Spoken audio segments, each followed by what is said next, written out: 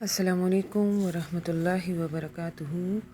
میری آج کی ویڈیو کا ٹاپک ہے علامات قیامت۔ ایمانیات میں سے ایک قیامت کے دن پر ایمان لانا بھی ہے۔ یہاں پہ میں آپ کو علامات قیامت کی قسمیں بیان کروں گی، جن میں سے دو اقسام ہیں۔ ایک ہے علامات صغریٰ یعنی چھوٹی علامتیں، اور علامات کبریٰ یعنی بڑی علامتیں۔ علامت صغریٰ یہ وہ علامات ہیں جن میں بعض کا ظہور تو آج سے کافی عرصے پہلے ہو چکا ہے اور بعض کا ظہور ہو رہا ہے، اور بڑی علامات ظاہر ہونے تک اس کا سلسلہ جاری رہے گا۔ علامات صغریٰ بہت ساری ہیں، جن میں سے چند یہ ہیں۔ چرواہے اور کم درجے کے لوگ فخر اور نمود کے طور پر اونچی اونچی عمارتیں بنائیں گے۔ میں نے اکثر ہمارے علاقے کے بیک سائڈ پہ میں ایک دو دفعہ گئی ہوں، تو وہاں پہ میں نے دیکھا ہے کہ یہ جو لوگ دودھ بیچتے ہیں، گوالے جو ہوتے ہیں نا، اور جنہوں نے بھینسیں بہت زیادہ رکھی ہوتی ہیں، تو ایک دن میں حیران ہو گئی کہ اتنی بڑی بلڈنگ اور اسے اچھے طریقے سے، جس پہ شیشے ویشے بھی لگے ہوئے تھے اور بہت اچھے سے وہ کنسٹرکٹ ہوئی تھی، اور بہت وہ زیبائش اور آرائش اس کی ہوئی تھی، اور نیچے گیٹ کھلا ہوا تھا اور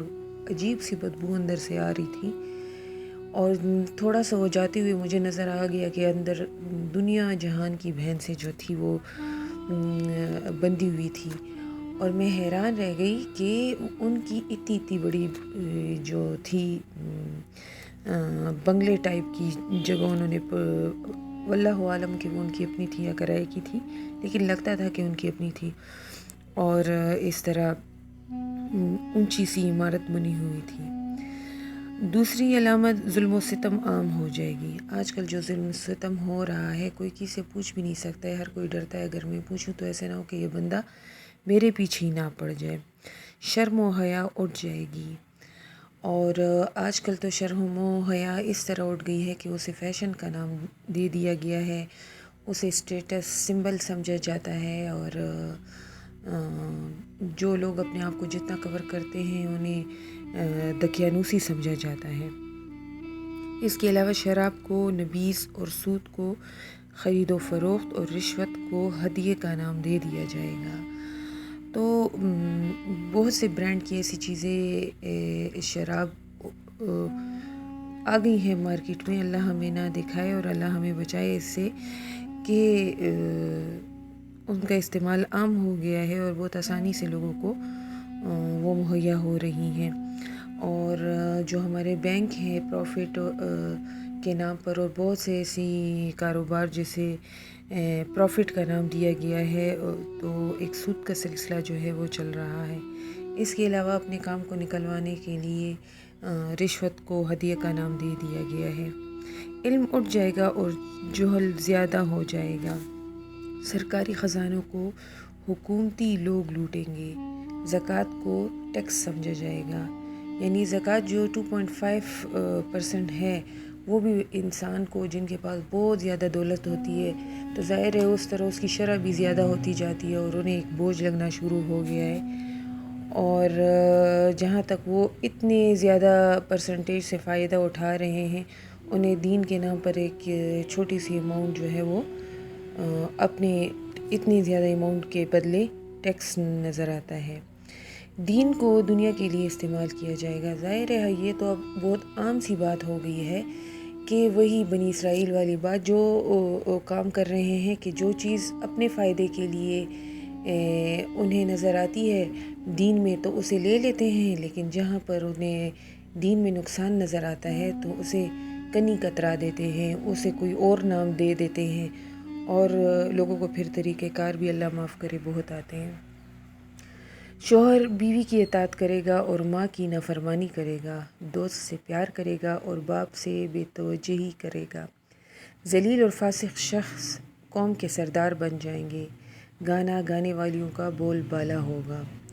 مسجدوں میں زور زور سے باتیں ہوں گی۔ اللہ معاف کرے، ہمارے یہاں ہمسائے میں ہی ایک شادی ہو رہی ہے، اور تقریباً 1 مہینہ ہو گیا ہے کہ جب رات کو 9 بجتے ہیں تو گانے کا ایک ایسا سسٹم شروع ہو جاتا ہے کہ ایسے لگتا ہے کہ یہ گانے ہمارے گھر میں ہی، اللہ بچائے،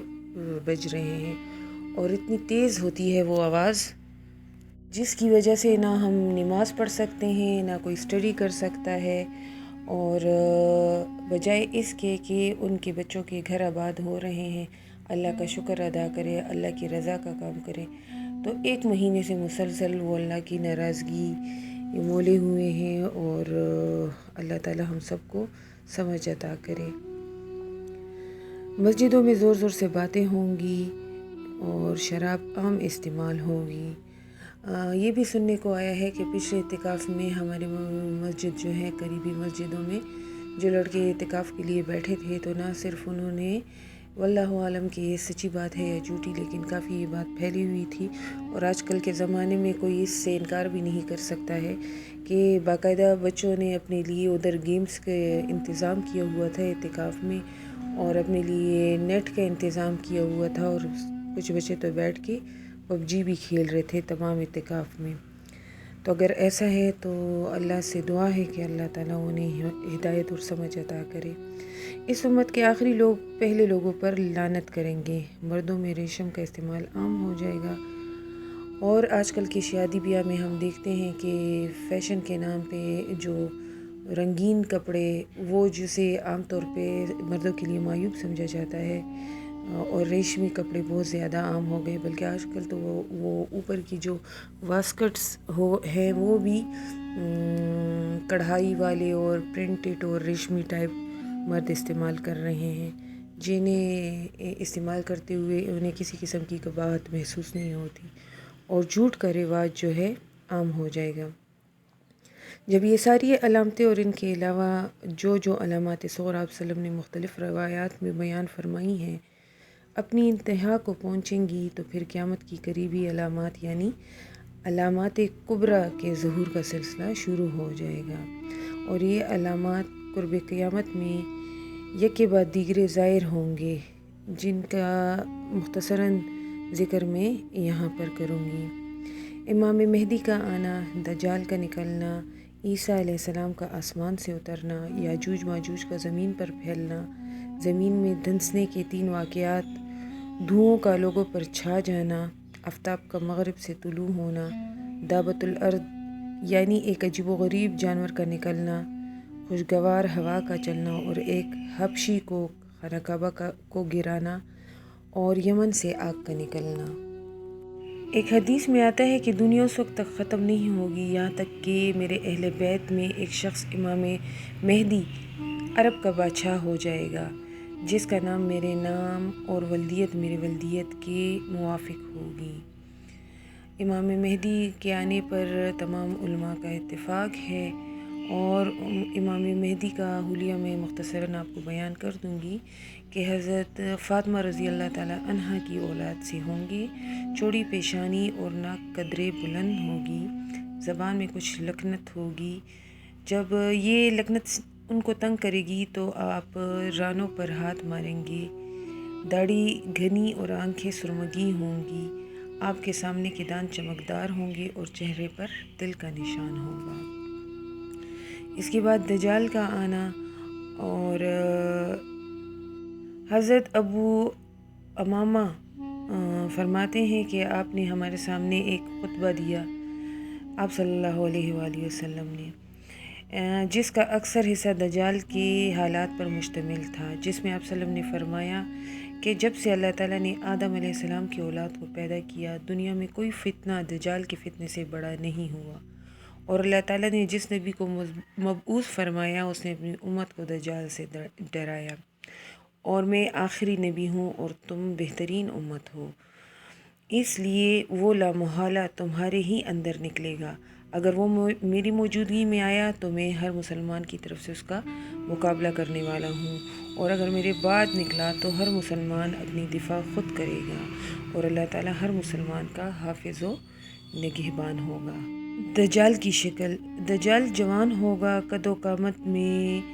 عبداللہ عزی بن قطن زمانے جاہلیت کے ایک سردار تھے ان کی طرح ہوں گے، بال حبشوں کی طرح ہوں گے، بائیں آنکھ سے کانا ہوگا اور دائیں آنکھ انگور کے دانے کی طرح ابری ہوئی ہوگی، اس کی پیشانی پر کافر کا لفظ اس طرح لکھا ہوگا، کافارا، جسے ہر مومن پڑھ سکے گا، چاہے وہ پڑھا لکھا ہو یا ان پڑھ۔ حضرت عیسیٰ کا نزول، دجال کے خاتمے کے لیے اللہ تعالیٰ آسمان سے حضرت عیسیٰ کو اتاریں گے،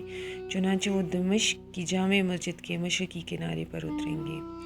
اترتے وقت آپ اپنے دونوں ہاتھ دو فرشتوں کے کندھوں پر رکھے ہوئے ہوں گے۔ جس جماعت میں آپ کا نزول ہوگا وہ زمانے کی صالح ترین جماعت ہوگی، جو کہ 800 مردوں اور 400 عورتوں پر مشتمل ہوگی۔ ان کے پوچھنے پر آپ اپنا تعارف فرمائیں گے اور فجر کی نماز کے لیے اقامت ہو چکی ہوگی اور امام مہدی نماز پڑھانے کے لیے آگے بڑھ چکے ہوں گے، لیکن حضرت عیسیٰ کی وجہ سے پیچھے ہٹنے لگیں گے تو حضرت عیسیٰ اصرار کر کے انہی سے نماز پڑھوائیں گے۔ حضرت عیسیٰ کے اوصاف۔ اب مشہور صحابی حضرت عروہ بن مسعود رضی اللہ تعالیٰ عنہ کے مشابہ ہوں گے۔ قد و قامت درمیانہ ہوگا، سرخ و سفید رنگ، بال شانوں تک پھیلے ہوئے اور سیدھے صاف اور چمکدار ہوں گے، جیسا کہ ابھی غسل کر کے آئے ہوں۔ سر جھکائیں گے تو ان سے موتیوں کی مانند قطرے ٹپکیں گے۔ جسم پر ہلکے زرد رنگ کے 2 کپڑے ہوں گے، اور یہ جو میں نے انفارمیشن ہے یہ مسلم، مستدرک، حاکم، کنز الاعمال، ابن ماجہ، ابو داؤد اور علامات قیامت کی کتاب سے لی ہوئی ہیں۔ امام مہدی کی ابتداء میں نماز فجر ادا کرنے کے بعد حضرت عیسیٰ علیہ السلام حصار کا دروازہ کھولیں گے، جس کے پیچھے دجال ہوگا۔ وہ ایک ساتھ 70,000 اور اس کے ساتھ 70,000 یہودی ہوں گے۔ آپ ہاتھ کے اشارے سے فرمائیں گے کہ میرے اور دجال کے درمیان سے ہٹ جاؤ۔ دجال حضرت عیسیٰ علیہ السلام کو دیکھتے ہی اس طرح گھلنے لگے گا جس طرح پانی میں نمک گھلتا ہے۔ غرض یہ کہ دجال بھاگ جائے گا اور حضرت عیسیٰ جو ہیں فرمائیں گے کہ میری ایک مار تیرے لیے مقدر ہو چکی ہے، جس سے تو بچ نہیں سکے گا۔ اس وقت آپ کے پاس 2 تلواریں اور ایک نیزہ ہوگی، چنانچہ حضرت عیسیٰ اس کا پیچھا کریں گے اور دجال کو باب لط پر قتل کریں گے اور اس کے خون سے آلودہ نیزہ مسلمانوں کو دکھائیں گے۔ یہودی سارے قتل ہو جائیں گے، کسی یہودی کو جائے پناہ نہیں ملے گی، حتیٰ کہ درخت اور پتھر جو ہیں وہ بھی بول اٹھیں گے کہ یہ ہمارے پیچھے کافر یعنی یہودی چھپا ہوا ہے، آ کر اس کو قتل کر دے۔ حضرت عیسیٰ علیہ السلام خنزیر کو قتل کریں گے اور ہر جگہ سے صلیب کو توڑ دیں گے۔ پھر باقی ماندہ یہودی آپ پر ایمان لے آئیں گے، اور جو لوگ دجال سے بچ چکے ہوں گے وہ آپ کی خدمت میں حاضر ہوں گے، آپ ان کو جنت میں عظیم درجات کی خوشخبری دے کر واپس کر دیں گے۔ اس کے بعد حضرت عیسیٰ جو ہیں مقام فجر روحہ سے حج اور عمرہ کے لیے جائیں گے اور نبی صلی اللہ علیہ وآلہ وسلم کے روضے پر جا کر سلام عرض کریں گے اور آپ صلی اللہ علیہ وآلہ وسلم ان کے سلام کا جواب دیں گے۔ یاجوج ماجوج کا نکلنا۔ حضرت عیسیٰ کو اللہ تعالیٰ کی طرف سے حکم ہوگا کہ میں نے اپنی ایک ایسی مخلوق کو نکالا ہے جس کے ساتھ لڑنا کسی کے بس کی بات نہیں، اس لیے تم مسلمانوں کو کوہ طور کی طرف لے جاؤ۔ چنانچہ آپ ایسے ہی کریں گے کہ جس کے بعد یاجوج اور ماجوج کی دیوار ٹوٹ جائے گی اور وہ زمین پر آ کر زبردست تباہی مچائیں گے۔ یاجوج اور ماجوج ایک مخلوق کا نام ہے جو یافس بن نوح یعنی نوح علیہ السلام کی نسل میں سے ہوں گے، اور ذوالقرنین نے لوگوں کو ان فساد سے محفوظ رکھنے کے لیے 2 پہاڑوں کے درمیان تانبا پلائی ہوئی لوہے کی دیوار کھڑی کر کے ان کا راستہ بند کر دیا تھا، جس کا ذکر سورہ کہف میں بھی ہے۔ یہ مضبوط دیوار جو ہے اب تک موجود ہے۔ روزانہ یاجوج ماجوج اس کو کھودنے کی کوشش کرتے ہیں، لیکن جب کل کو آتے ہیں تو وہ اس سے بھی زیادہ سخت ہوتی ہے جتنی کل تھی، یہاں تک کہ قیامت کے قریب جب اللہ کو منظور ہو جائے گا کہ اب ان کو زمین پر آنے دیا جائے تو ان سے ایک دن پہلے جب وہ اس دیوار کو کھودیں گے تو ان کا بڑا ان سے کہے گا کہ انشاءاللہ کل ہم اس کو کھود کے رہیں گے۔ چنانچہ اس انشاءاللہ کی برکت سے کل جب وہ آئیں گے تو جتنا انہوں نے کھودا ہوگا اس کو ویسے ہی کھودا ہوا پائیں گے، اور اب اس کو مزید کھودیں گے تو دیوار ٹوٹ جائے گی اور وہ زمین سے نکل پڑیں گے۔ اچھا، زمین میں دھنسنے کے 3 واقعات۔ عیسیٰ علیہ السلام کے بعد کے دور میں کفر عام ہو جائے گی، چنانچہ زمین میں دھس جانے کے 3 واقعات ہوں گے، ایک مشرق میں، ایک مغرب میں اور ایک جو ہے وہ جزیرہ عرب میں ہوں گے۔ مسند احمد سے میں نے یہ لی ہے اور اس کے بارے میں اور ڈیٹیل مجھے اتنا زیادہ پتہ نہیں ہے۔ دخان یعنی دھوئیں کا آنا، اس کے بعد ایک خاص دھواں دنیا پر چھا جائے گا جو مشرق اور مغرب کو بھر دے گا اور 40 سال تک رہے گا، جس سے مسلمانوں کو زکام سا ہو جائے گا اور کافروں کے کانوں میں وہ دھواں گھس جائے گا، جس کی وجہ سے ان کے سر ایسے ہو جائیں گے کہ گویا کہ انہیں آگ پر بھون دیا گیا ہو۔ سورج کا مغرب سے نکلنا، اس کے بعد ذی الحجہ کے مہینے